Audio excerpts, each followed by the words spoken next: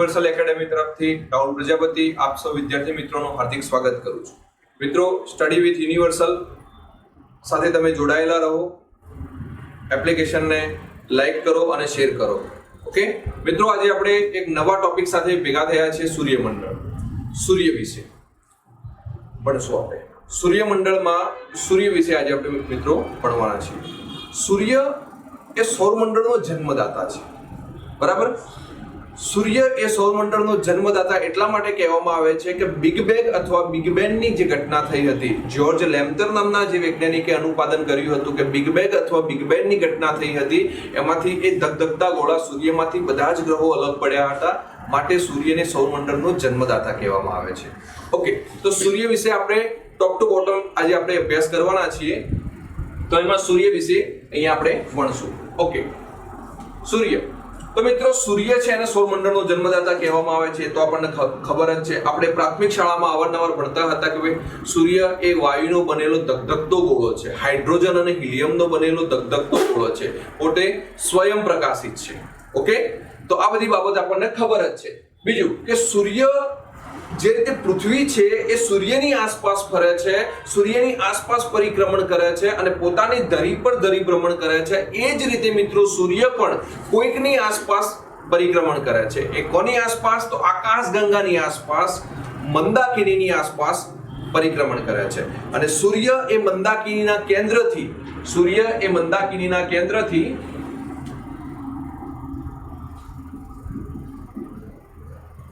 30,000 પ્રકાશ વર્ષ દૂર આવેલો છે. સૂર્ય એ મંદાકિનીના કેન્દ્રથી 30,000 પ્રકાશ વર્ષ દૂર આવેલો છે. ઓકે, બીજું, સૂર્ય એ મંદાકિનીના કેન્દ્રની આસપાસ એક ચક્કર પૂર્ણ કરવા માટે કેટલો સમય લે છે? જે રીતે પૃથ્વી છે એ સૂર્યની આસપાસ એક ચક્કર પૂર્ણ કરવા માટે 365 દિવસ 5 કલાક 48 મિનિટ અને 46 સેકન્ડ જેટલો સમય લે છે, જેને પૃથ્વીનો એક પરિક્રમણ કાળ કહેવાય છે. એ જ રીતે સૂર્ય મંદાકિનીના કેન્દ્રની આસપાસ એક ચક્કર પૂર્ણ કરવા માટે કેટલો સમય લે છે મિત્રો? તો 22 કરોડ 50 લાખ વર્ષ જેટલો સમય લે છે.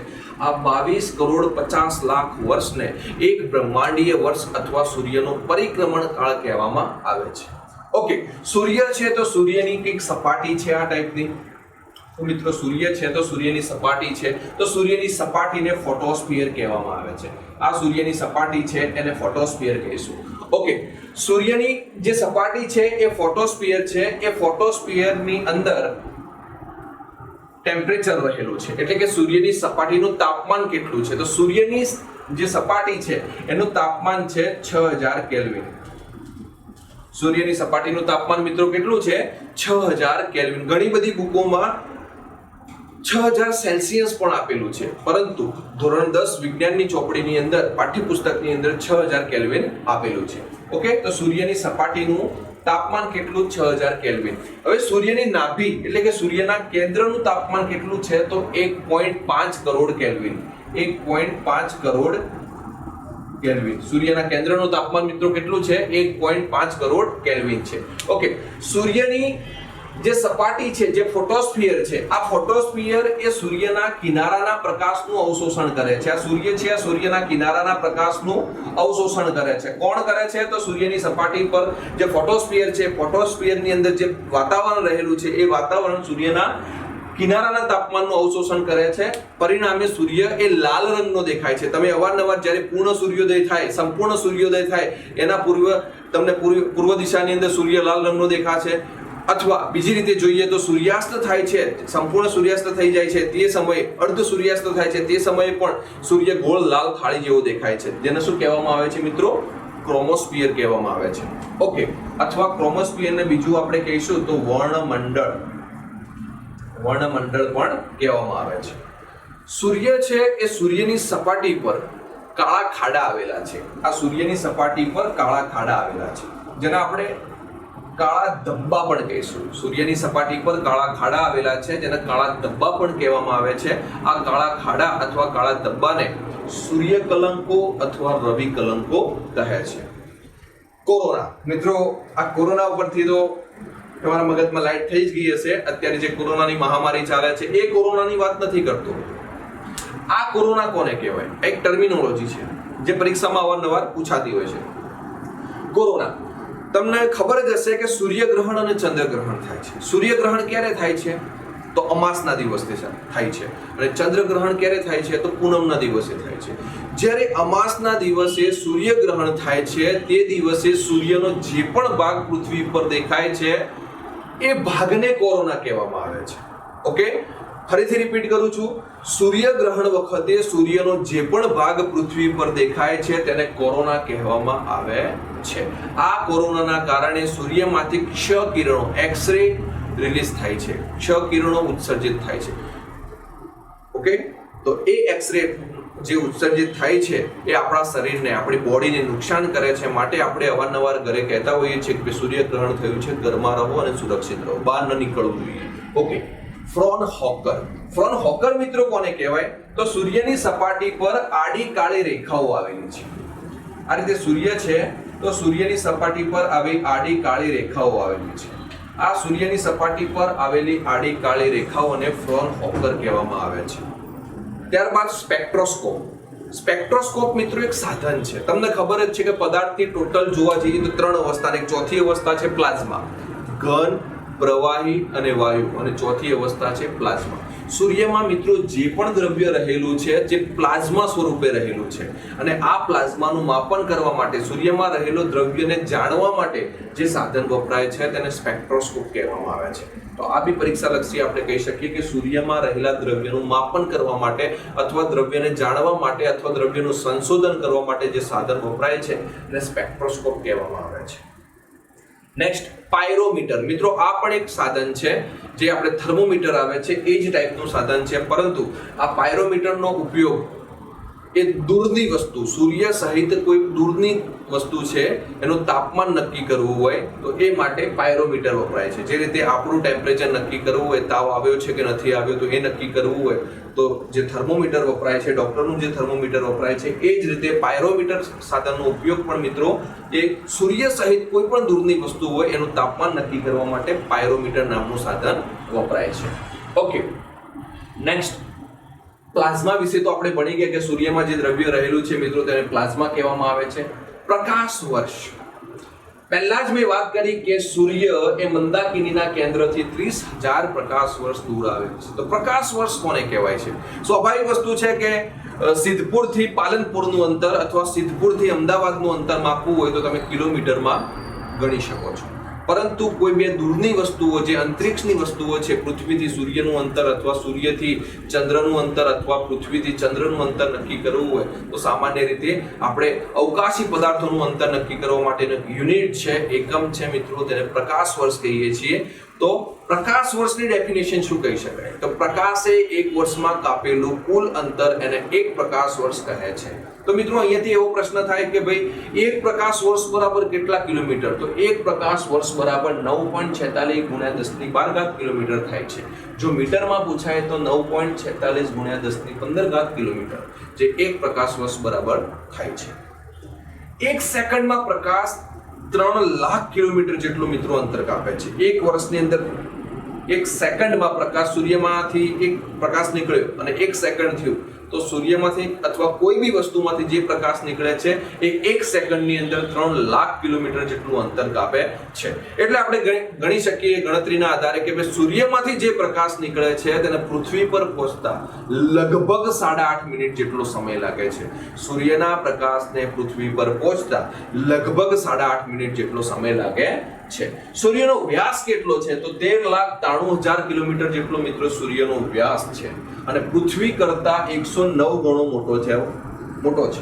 આપણે નાના હતા ત્યારે આપણને એવું ભણાવવામાં આવતું હતું કે ભાઈ પૃથ્વી કરતા સૂર્ય એ 13 લાખ ગણો મોટો છે. અહીંયા ખોટું છે મિત્રો. સૂર્યનો વ્યાસ 13,93,000 કિલોમીટરનો છે, પણ પૃથ્વી કરતા સૂર્ય કેટલા ગણો મોટો છે? તો 109 ગણો મોટો છે. પાણી કરતા સૂર્યની ઘનતા કેટલી છે મિત્રો? તો પાણી કરતા સૂર્યની ઘનતા 1.41 ગણી વધારે છે. પાણી કરતા સૂર્યની ઘનતા 1.41 ગણી વધારે છે. સૂર્ય એ મંદાકિનીના આસપાસ એક ચક્કર પૂર્ણ કરે અને એક બ્રહ્માંડીય વર્ષ કહીશું, અને એક બ્રહ્માંડીય વર્ષ બરાબર 22 કરોડ 50 લાખ વર્ષ. પણ સૂર્ય મિત્રો જ્યારે મંદાકિનીની આસપાસ એક ચક્કર મારે છે ત્યારે પોતાની ધરી પર બી ફરતો હોય છે. તો સૂર્ય પોતાની ધરી પર ફરવા માટે કેટલો સમય લે છે? તો સૂર્ય પોતાની ધરી પર ફરવા માટે 25 દિવસ અને 5 કલાકનો સમય લે છે અને એ માટેની ઝડપ હોય છે 250 કિલોમીટર પ્રતિ સેકન્ડ. અને આ સિવાય જે સૂર્ય છે એ મંદાકિનીના આસપાસ બી ફરતો હોય છે, તે દરમિયાન પણ તેની ઝડપ હોય છે 250 કિલોમીટર પ્રતિ સેકન્ડ જેટલી ઝડપ હોય છે. અગાઉ આપણે ભણી ગયા એ સૂર્યના કેન્દ્રનું તાપમાન કેટલું છે? નાભિનું તાપમાન છે 1.5 કરોડ કેલ્વિન. એ સૂર્યના કેન્દ્રનું અથવા નાભિનું તાપમાન છે. જ્યારે સૂર્યની સપાટીનું તાપમાન મિત્રો કેટલું છે? 6000 કેલ્વિન છે.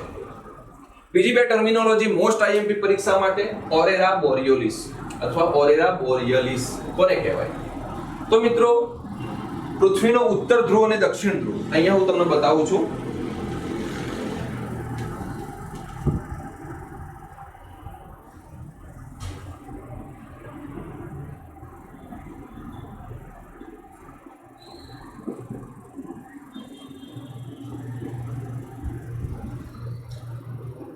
સૂર્યમાં જે જ્વાળામુખીઓ રહેલી છે મિત્રો, અથવા સૌર જ્વાળાઓ છે, જે સૂર્યમાં જ્વાળામુખીઓ છે તેને સૌર જ્વાળાઓ કહીએ છીએ. એ સૌર જ્વાળાઓ છે એ પૃથ્વી પર પડતી નથી, પણ સૂર્યમાં રહે સૌર જ્વાળાઓ એટલે કે સૂર્યની જ્વાળાઓ છે એ પૃથ્વીના ઉત્તર ધ્રુવ પર કયા નામે ઓળખાય છે? તો સૌર જ્વાળાઓ છે પૃથ્વીના ઉત્તર ધ્રુવ પર ઓરેરા બોરિયલિસ નામે ઓળખાય છે. જ્યારે આ જે સૌર જ્વાળાઓ છે મિત્રો એ પૃથ્વીના દક્ષિણ ધ્રુવ પર કયા નામે ઓળખાય છે? તો ઓરેરા ઓસ્ટ્રેલિસ નામે ઓળખાય છે. મહત્વનો પ્રશ્ન, પરીક્ષાલક્ષી ક્વેશ્ચન અહીંયાથી પૂછી શકે કે સૂર્યમાં રહેલી સૌર જ્વાળાઓ એ પૃથ્વીના ઉત્તર ધ્રુવ પર ઓરેરા બોરિયલિસ નામે ઓળખાય છે. આ જ સૌર જ્વાળાઓ પૃથ્વીના દક્ષિણ ધ્રુવ પર કયા નામે ઓળખાય છે? તો ઓરેરા ઓસ્ટ્રેલિસ નામે ઓળખાય છે. મિત્રો સૂર્યની ઉંમર આશરે 5 અબજ વર્ષ ગણવામાં આવી છે. તો મિત્રો અહીંયાથી પ્રશ્ન એવો પૂછાય કે સૂર્યની ઉંમર કેટલી ગણવામાં આવી છે? તો 5 અબજ વર્ષ. તાપ ન્યુક્લિયર સંલયન આ એક પ્રક્રિયા છે. તમને પહેલા જ મેં તમને કીધું કે સૂર્ય એ વાયુનો બનેલો ધગધગતો ગોળો છે. આ સૂર્યમાં 71% હાઇડ્રોજન 71% હાઇડ્રોજન છે, 26.5% એટલે 26.5% જેટલું હિલિયમ વાયુ છે અને 2.5% અન્ય ભારે વાયુ છે, આર્ગોન, નિયોન, ક્રિપ્ટોન, ઝેનોન વગેરે વાયુઓ છે. ઓકે, તો સૂર્યમાં રહેલ જે હિલિયમ વાયુ છે અને હાઇડ્રોજન વાયુ છે એ હાઇડ્રોજનના અણુઓ એટલે કે હાઇડ્રોજનના 2 અણુઓ ભેગા થઈ સૂર્યની અંદર રહેલા હાઇડ્રોજનના 2 અણુઓ ભેગા થઈ હિલિયમ વાયુ બનાવે છે. પરિણામે સૂર્યમાંથી પુષ્કળ ગરમી અને ઉર્જા ઉત્પન્ન થાય છે. આ પ્રક્રિયાને તાપ ન્યુક્લિયર સંલયન પ્રક્રિયા કહે છે. ફરીથી રિપીટ કરું છું, સૂર્યમાં રહેલ હાઇડ્રોજનના 2 અણુઓ ભેગા થઈ હિલિયમ વાયુ બનાવે છે. પરિણામે સૂર્યમાંથી પુષ્કળ ગરમી અને ઉર્જા ઉત્પન્ન થાય છે. આ પ્રક્રિયાને તાપ ન્યુક્લિયર સંલયન પ્રક્રિયા કહે છે. ઓકે, તો મિત્રો સૂર્ય વિશે આપણે આટલું ભણ્યા. ફરીથી એક ક્વિક રિવિઝન મારી લઈએ. સૂર્યને સૌરમંડળનો જન્મદાતા કહેવામાં આવે છે. ઓકે, સૂર્ય એ મંદાકિનીના કેન્દ્રથી 30,000 પ્રકાશ વર્ષ દૂર છે. એક પ્રકાશ વર્ષ બરાબર 9.46 × 10⁻12 કિલોમીટર. પ્રકાશ વર્ષ કોને કહેવાય? તો પ્રકાશ વર્ષ એને કહેવાય કે ભાઈ એક વર્ષમાં પ્રકાશે કાપેલું કુલ અંતર બરાબર 1 પ્રકાશ વર્ષ કહેવાય છે. ઓકે, સૂર્ય એ મંદાકિનીના કેન્દ્રની આસપાસ એક ચક્કર પૂર્ણ કરવા માટે 22 કરોડ 50 લાખ વર્ષ જેટલો સમય લે છે, જેને સૂર્યનો પરિક્રમણ કાળ પણ કહેવામાં આવે છે અથવા એક બ્રહ્માંડીય વર્ષ કહેવામાં આવે છે. સૂર્યની સપાટીને ફોટોસ્ફિયર કહેવામાં આવે છે. ફોટોસ્ફિયરના કિનારે પ્રકાશ હોતો નથી, કારણ કે ફોટોસ્ફિયરની અંદર રહેલું વાતાવરણ એ સૂર્યના કિનારાના પ્રકાશનું અવશોષણ કરે છે. પરિણામે સૂર્ય લાલ રંગનો દેખાય છે. આ લાલ રંગનો જે સૂર્ય દેખાય છે, જે ગોળ થાળી જેવો દેખાય છે મિત્રો, તેને આપણે ક્રોમોસ્ફિયર કહીએ છીએ. ઓકે, રવિ કલંકો અથવા સૂર્ય કલંકો કોને કહેવાય? તો સૂર્યની સપાટી પર જે કાળા ખાડા અથવા કાળા ધબ્બા આવેલા છે તેને રવિ કલંકો અથવા સૂર્ય કલંકો કહે છે. અમાસના દિવસે જે સૂર્યગ્રહણ થાય છે એ સૂર્યગ્રહણ વખતે સૂર્યનો જે પણ ભાગ પૃથ્વી પર દેખાય છે તેને કોરોના કહેવામાં આવે છે. સૂર્યની સપાટી પર આવેલી આડી કાળી રેખાઓ જેને ફ્રોનહોકર કહીએ છીએ, સૂર્યમાં જે મિત્રો દ્રવ્ય રહેલું છે એ પ્લાઝ્મા સ્વરૂપે રહેલ છે, ઘન, પ્રવાહી કે વાયુ સ્વરૂપે રહેલ નથી. પ્લાઝ્મા જે પદાર્થની ચોથી અવસ્થા છે એ પ્લાઝ્મા સ્વરૂપે જે દ્રવ્ય રહેલું છે એ દ્રવ્યનું માપન કરવા માટે સ્પેક્ટ્રોસ્કોપ નામનું સાધન વપરાય છે. સૂર્ય સહિત દૂરની કોઈ પણ વસ્તુ છે તેનું ટેમ્પરેચર નક્કી કરવા માટે પાયરોમીટર નામનું સાધન મિત્રો વપરાય છે. 1 સેકન્ડમાં પ્રકાશ 3 લાખ કિલોમીટર જેટલું અંતર કાપે છે. વ્યાસ કેટલો છે? તો વ્યાસ છે એનો 13,93,000 કિલોમીટર જેટલો વ્યાસ છે. સૂર્યનો વ્યાસ કેટલો છે? 13,93,000 કિલોમીટર જેટલો સૂર્યનો વ્યાસ છે. પૃથ્વી કરતા સૂર્ય કેટલો મોટો છે? તો પૃથ્વી કરતા સૂર્ય 109 ગણો મોટો છે. પાણી કરતા સૂર્યની ઘનતા કેટલી છે? તો પાણી કરતા સૂર્યની ઘનતા મિત્રો 1.41 ગણી વધારે છે. ધરી ભ્રમણ. સૂર્ય પોતાની ધરી ભ્રમણ એટલે કે પોતાની ધરી પર ફરવા માટે મિત્રો કેટલો સમય લે છે? 25 દિવસ અને 5 કલાક. પૃથ્વી પોતાની ધરી પર ફરવા માટે કેટલો સમય લે છે? 23 કલાક 56 મિનિટ અને 4 સેકન્ડ. એક્ઝેક્ટલી 24 કલાક નથી, 23 કલાક 56 મિનિટ અને 4 સેકન્ડ પૃથ્વી પોતાની ધરી પર ફરવા માટે આટલો સમય લે છે. ઓકે, ઝડપ કેટલી છે એ માટે સૂર્યની? 250 કિલોમીટર પ્રતિ સેકન્ડ. કેન્દ્રનું તાપમાન કેટલું છે? તો 1.5 કરોડ કેલ્વિન. ઓકે, કેન્દ્રનું સૂર્યનું કેન્દ્રનું તાપમાન કેટલું છે? તો 1.5 કરોડ કેલ્વિન છે. સપાટીનું તાપમાન છે 6000 કેલ્વિન છે. ઓરેરા બોરિયલિસ કોને કહેવાય? તો આપણે ભણી ગયા કે સૂર્યમાં રહેલી જ્વાળામુખીઓ પૃથ્વીના ઉત્તર ધ્રુવ પર, સૂર્યમાં રહેલી જ્વાળામુખી જેને સૌર જ્વાળા કહેવામાં આવે છે એ પૃથ્વીના ઉત્તર ધ્રુવ પર ઓરેરા બોરિયલિસ અને દક્ષિણ ધ્રુવ પર ઓરેરા ઓસ્ટ્રેલિસ નામે ઓળખાય છે. સૂર્યની ઉંમર 5 અબજ વર્ષ ગણવામાં આવે છે. તાપ ન્યુક્લિયર સંલયન પ્રક્રિયા કોને કીધી મિત્રો? તો તાપ ન્યુક્લિયર સંલયન પ્રક્રિયા આપણે જોઈ કે ભાઈ સૂર્યમાં જે હાઇડ્રોજનના અણુઓ છે, હાઇડ્રોજનના 2 અણુઓ ભેગા થઈ અને હિલિયમ વાયુ બનાવે છે. પરિણામે સૂર્યમાંથી પ્રચંડ ગરમી અને ઉર્જા ઉત્પન્ન થાય છે. આ ઘટનાને તાપ ન્યુક્લિયર સંલયન પ્રક્રિયા કહે છે. સૂર્યમાં રહેલા હાઇડ્રોજનના 2 અણુઓ ભેગા થઈ હિલિયમ વાયુ બનાવે છે. પરિણામે સૂર્યમાંથી પ્રચંડ ગરમી અને ઉર્જા ઉત્પન્ન થાય છે. આ ઘટનાને તાપ ન્યુક્લિયર સંલયન પ્રક્રિયા કહે છે. તો મિત્રો આજે આપણે સૂર્ય વિશે આટલું ભણ્યા. ઓકે, નેક્સ્ટ ટાઈમ આપણે બુધ, મંગળ, શુક્ર, પૃથ્વી એમ બધા જ ગ્રહો વિશે આપણે ભણશું. ઓકે, તમને આ વિડીયો ગમે હોય તો મિત્રો લાઈક કરો અને તમારા મિત્રો સુધી શેર કરો. Thank you very much.